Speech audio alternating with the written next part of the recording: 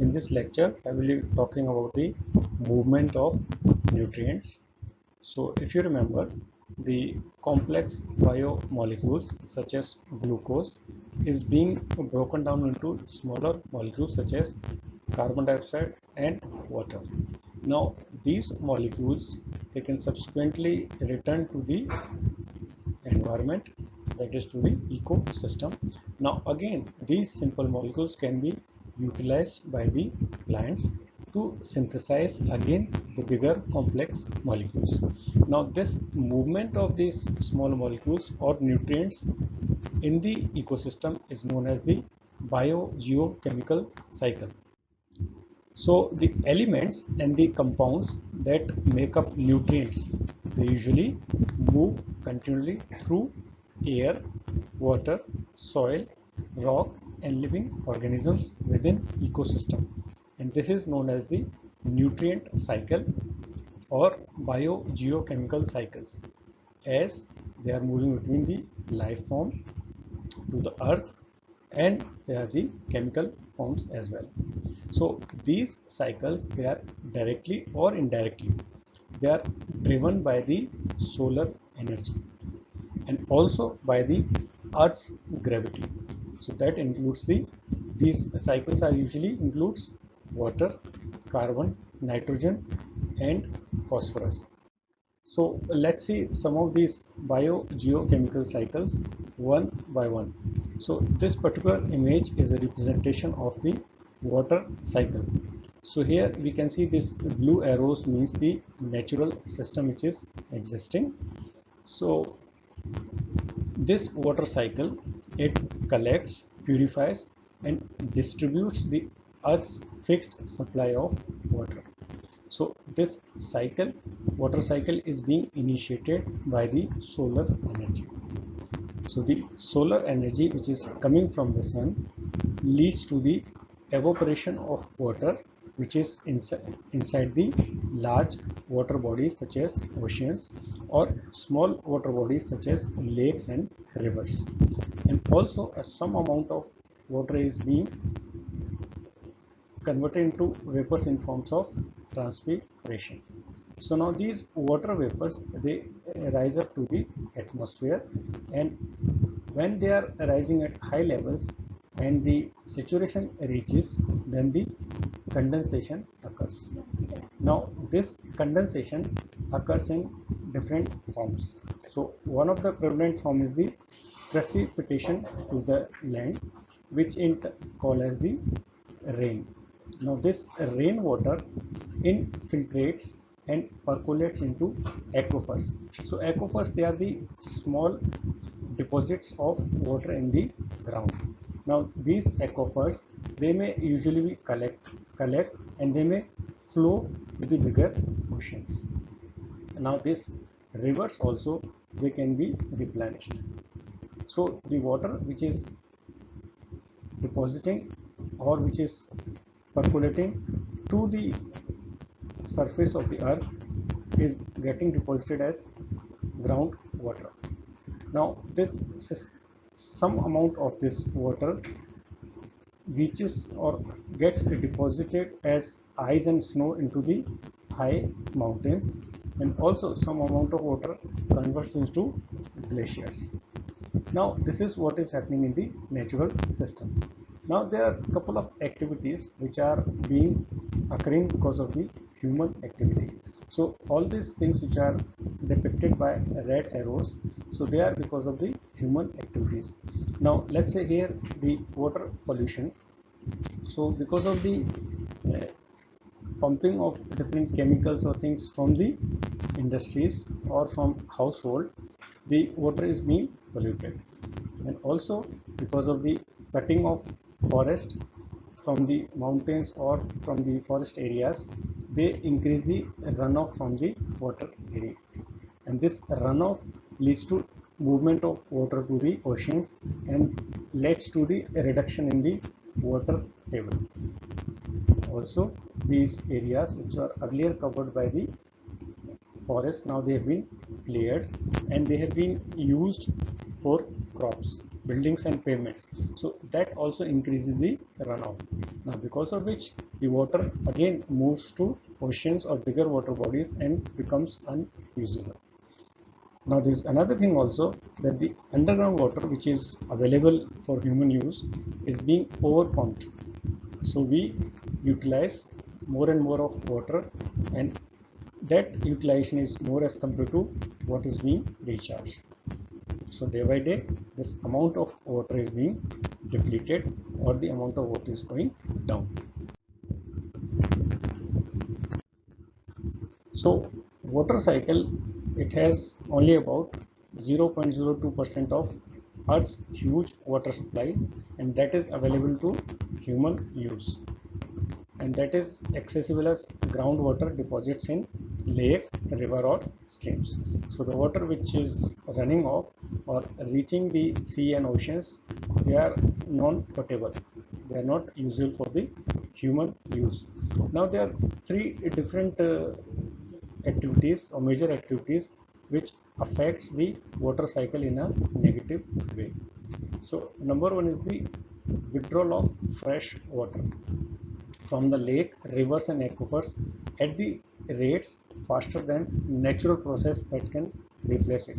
So we don't give enough time for the resources to be recharged, or one can say the amount of water which has been utilized from these sources is more as compared to the water which is being recharged.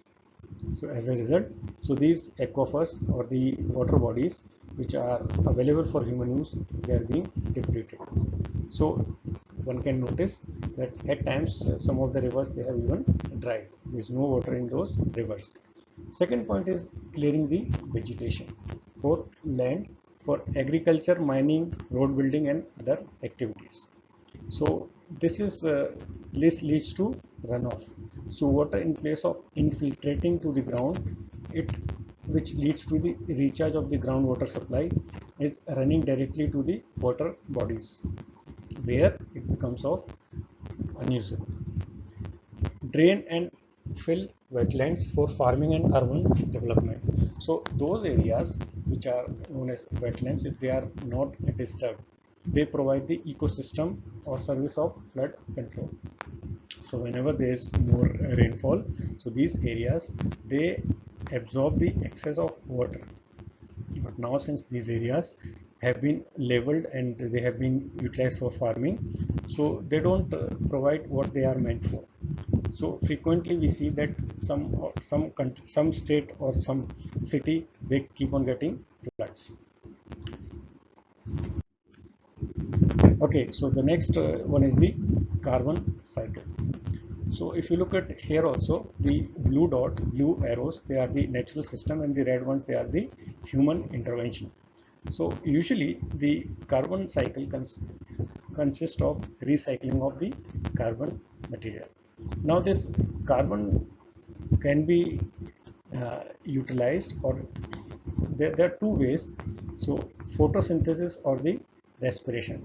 So the carbon dioxide which is present in the atmosphere, it is utilized by the plants by the method of photosynthesis, and again those plants and other depositors by way of respiration. So these plants as well as the animals, they utilize the complex molecules and release carbon dioxide. So the process of photosynthesis and respiration keeps up balance between the amount of carbon dioxide. So that balance dictates what will be the weather condition. Let's say for example, if the respiration is more, or maybe other reasons because of which the carbon dioxide in the atmosphere increases. Now because of this increase in the carbon dioxide level, there will be more and more greenhouse effect. So that greenhouse effect will lead to more and more warm conditions. So the Earth's atmosphere will be heated, and the contrary if the carbon dioxide level is low. So now because of that, there will be less and less heating, less greenhouse effect, and the temperature will be quite low. So if you look at this particular figure here, the photosynthesis utilizes the carbon dioxide. Now those plants, they can be decomposed, and these microbes which are the nitrifiers or the decomposers, they can again go for the aerobic respiration and return carbon dioxide to the nature. And also these plants, they can be eaten by the animals, and again they can return the carbon dioxide to the pool by way of respiration. Now there could be instances where forest fires could be there. Now those forest fires, either they could be naturally existing or they could be man-made as well. There are other things also like deforestation, transportation, burning of fossil fuels. So they also leads to immense production of carbon dioxide. So other like even in the natural system, the carbon dioxide, it can sometimes diffuse into the oceans or the water bodies. So that diffused carbon dioxide can be utilized by the marine food webs, and again the carbon can be stored as carbon fossil fuels. Now, these fossil fuels, they can be utilized by humans. So after burning those fossil fuels, again the amount of carbon dioxide can be increased into the atmosphere. So in a way, the carbon cycle let allows or facilitates the cyclic process of movement of carbon dioxide. So carbon is cycled through the biosphere by a combination of photosynthesis by producers that remove carbon dioxide from the air and water, and aerobic respiration by producers, consumers and decomposers that add carbon dioxide in the atmosphere. Now the extraction and burning of huge quantity of fossil fuel adds to huge amount of carbon dioxide. So fossil fuels such as petrol, diesel, LPG, so those kind of burning leads to production of more and more amounts of carbon dioxide in the atmosphere, and this leads to the alteration of the carbon cycle. So one can speculate that because of the overproduction of carbon dioxide into the atmosphere, there is a variation in the increase of the carbon dioxide percentage that could have led to the increase in the overall temperature of the earth, which we usually terms as global warming. Now the third cycle is the nitrogen cycle. So the nitrogen is present in the atmosphere, and this nitrogen, it can either be utilized by the nitrogen fixation by the bacteria, and these nitrogen fixation bacteria, they converts into nitrate and nitrites, which can be utilized by the plants. By the process, these nitrogen in the plants can be now used by the animals, the organisms. Now there are denitrifying bacteria which are in the soil, so they convert this nitrate again to the nitrogen. And also these plants and animals which are taking this nitrogen, they can be degraded by the decomposition method, and those bacteria and those denitrifyings, they reduce it to the ammonia in the soil. Now again this ammonia can be utilized by the plants, or it can be by process of nitrification of bacteria convert to nitrate, and this nitrate can be by denitrification to the nitrogen. So this is the natural way, and also some electrical storms, they can lead to the conversion of nitrogen to the ammonia. And also there are some nitrate which is converted to nitrogen in the ocean sediment, and there are some nitrogen in the deep ocean sediments. So this is what is naturally occurring. However, there is a lot of human activity which is also affecting the nitrogen cycle. So this nitrogen is routinely converted into ammonia and the ammonium salt and utilized as fertilizers. So this leads to depletion of nitrogen or into the atmosphere, or one can say that more and more nitrogen is being added into the soil.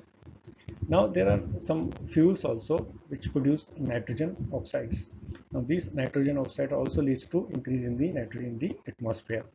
And also there are some nitrites which are being converted. So those ammonia and the ammonium salts which are used as the fertilizers, or some, they can be converted to nitrates which could run off and leads to the pollution of the water bodies. Now this nitrates in the water bodies or in the soil surface, they can again be converted to the ammonia, and by different kind of bacteria again it can be recycled. However, it will depend upon the amount. So the large amount of nitrogen from the atmosphere combines with hydrogen to make ammonia and the ammonium salts. So usually the humans, we utilize those as fertilizers. In the atmosphere, nitrogen oxide can be converted to nitrogen oxide and nitric acid vapors, which can return to the Earth's surface as damaging acid deposition, commonly known as the acid rain. So it is because of the activity of the humans that nitrogen is being utilized as fertilizers, that this nitrogen cycle is kind of disturbed, and more nitrate deposition are occurring in the aquatic ecosystems. The next one is the phosphorus cycle. So the majority of the phosphorus deposition is in the form of phosphate rocks. So these phosphate rocks, the erosion leads to the movement of phosphate into dissolved water and into the soil. So this phosphate now can be utilized by the plants, and they can be converted into different molecules. Now these different biomolecules, now again they can be utilized by the bigger animals. Now these animals, they can again be, or plants, they can be degraded bacteria, and there can be recycling of phosphorus here on. Now different phosphates, they can be deposited into sea soil also, and these phosphates, they can be deposited into plate tectonics as well. So in a way, so those seabirds, and also when they die, the phosphorus which is present in the body, they can be deposited into the phosphate rocks. Now there are some human activities as well which are contributing to the phosphate. So this phosphate mining, it is as the one of the waste products in the mining industry. So that runoff could lead to the collection into the water bodies. Also the phosphates which are produced in the sewage waste, it could also be added to the water bodies. And also there are different kind of phosphate based fertilizers which are used in agriculture. So they also leads to the pollution of the water bodies. So as the water runs down the rocks, it exposes the phosphate which is being deposited into the rocks in the form inorganic compounds that contain some phosphates. So the eroded topsoil and the fertilizer, they are usually washed from the fertilized crop fields, lawns and golf courses, and carry large quantity of phosphate into streams, lakes and oceans. So they can stimulate the growth of producers such as algae and various aquatic plants, which can upset chemical cycling and other processes in the water bodies. So this is how some of the molecules, they are being recycled. So now comes the term called ecological pyramids. So we can have three different kind of pyramids. So first one is the pyramid of energy flow. So if you remember from the one of the previous lectures about the food chain and the food webs, so in food chain we talk about that from one trophic level to another trophic level, there is flow of energy, and the 90% of energy is dissipated in form of heat. So there is only 10% energy being transferred from one level to another level. So this particular kind of depiction in the form of pyramid can be done. So that is what we call as the pyramid of energy flow. So this pyramid of energy flow visualizes the loss of usable energy from a food chain. So the lower levels of the trophic level support more organisms. So if people eat more and more fruits and vegetables and grains, so probably earth can support more people. So there is a loss of energy between successive trophic levels. Now the second one is the pyramid of biomass. So this pyramid of biomass, it compares weight of all organic matter. So it is the dry weight of all organic matter and the organisms of the food chain at each trophic level. So here also, if we compare, the biomass also keeps on decreasing from one trophic level to the another trophic level. Then comes the pyramid of numbers. So it compares the total number of organisms at each trophic level. So in the food web or food chain, even the numbers, they kind of decrease as we go up the trophic level. So in a whole, in ecological pyramids, in all the three different kind of pyramids, it's the biomass number as well as the energy, it decreases as we go a level up from one trophic level to another trophic level.